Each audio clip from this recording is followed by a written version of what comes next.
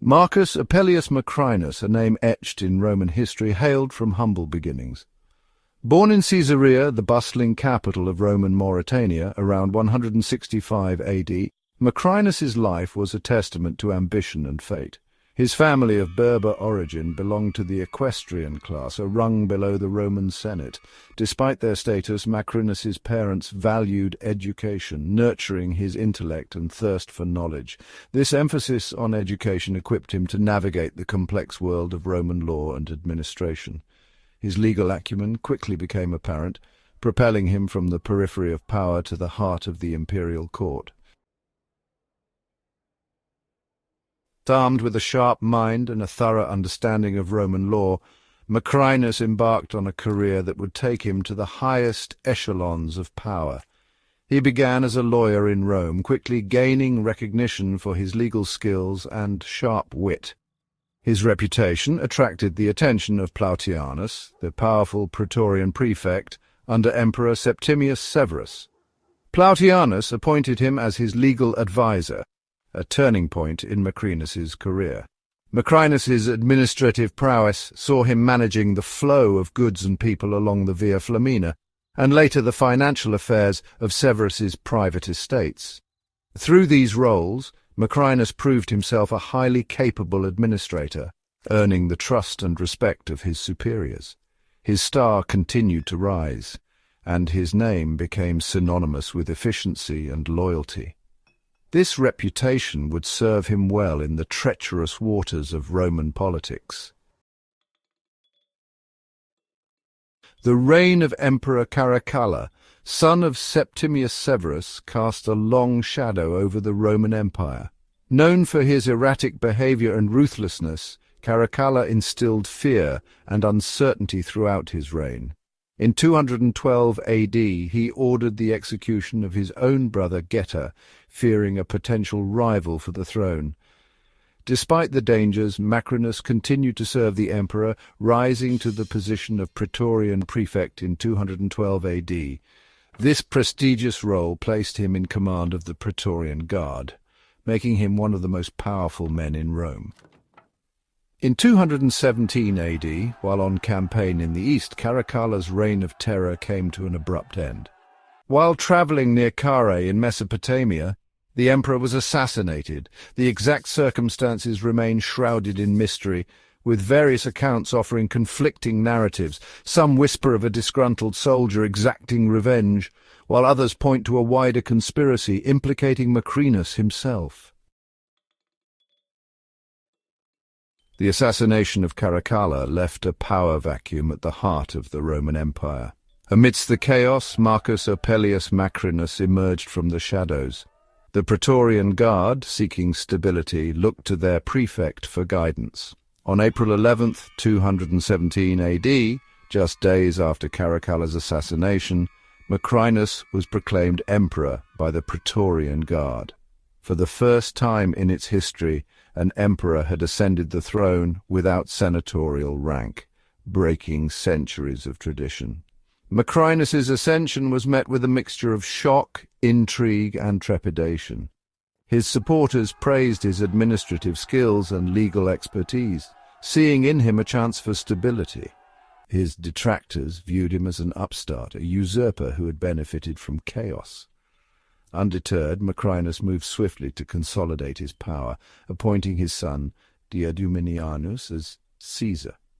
He also sought to appease the Senate, recognizing the importance of their support in legitimizing his rule.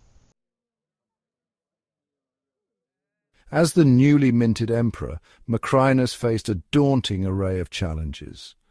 The empire, still reeling from Caracalla's tyrannical rule, yearned for stability and prosperity. Macrinus embarked on a series of reforms aimed at restoring order and addressing the empire's ailing finances. One of his first acts was to mend the fractured relationship between the imperial court and the Senate. He also turned his attention to the empire's finances, implementing austerity measures and attempting to curb corruption. Recognizing the need to secure his legitimacy, Macrinus took the name Antoninus, aligning himself with the revered Antonine emperors. He bestowed the name Antoninus upon his son Diadumenianus, hoping to capitalize on the positive associations with this illustrious dynasty. Macrinus's attempts to stabilize the empire were hampered by military setbacks and unpopular decisions. One of his most significant challenges came from the east, where the Parthian Empire posed a constant threat. Caracalla's assassination left the situation unresolved, and Macrinus opted for a negotiated peace. The resulting treaty proved deeply unpopular in Rome, viewed as a humiliating concession. The army in particular felt betrayed, having been denied the spoils of war they had expected. Macrinus's attempts to reform the military further alienated the soldiers who had elevated him to power. He reduced military pay and revoked some of the privileges Caracalla had bestowed upon the legions. This decision, while necessary from a financial standpoint, proved deeply unpopular with the army, sowing the seeds of discontent. As Macrinus grappled with military setbacks, a new threat emerged. Julia Maesa, the formidable sister of Caracalla's mother, Julia Domna. Exiled from Rome, Maesa possessed a keen political mind and a deep-seated grudge against Macrinus. From her refuge in Emesa, Syria, Maesa began plotting Macrinus's downfall, seeking to install her grandson, Varius Avitus Bassianus, on the throne. She cunningly exploited the discontent within the army and the lingering loyalty to the Severan dynasty. Maesa presented her grandson as the illegitimate son of Caracalla, a claim that resonated with the legions.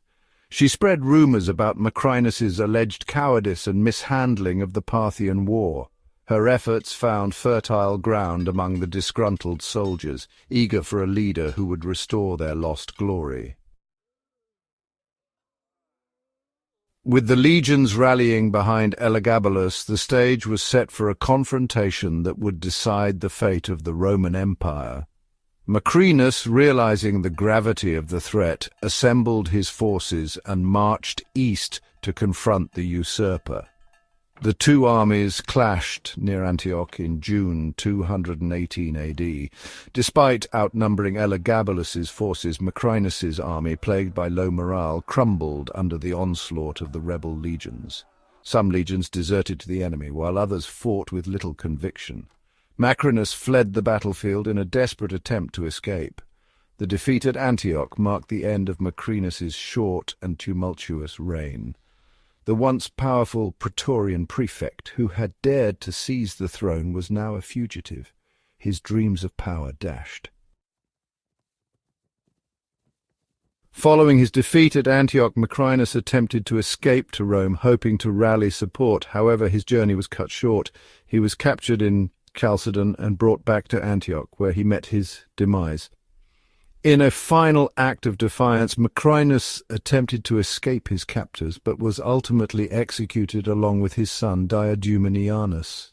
Their heads were displayed on pikes, a gruesome reminder of the fleeting nature of power. The Senate condemned his memory, striking his name from official records and declaring him a public enemy. Despite his ignominious end, Macrinus's story offers a glimpse into the complexities of power in the Roman Empire. His rise from humble beginnings to the pinnacle of power, his attempts to reform a troubled empire, and his ultimate downfall serve as a cautionary tale.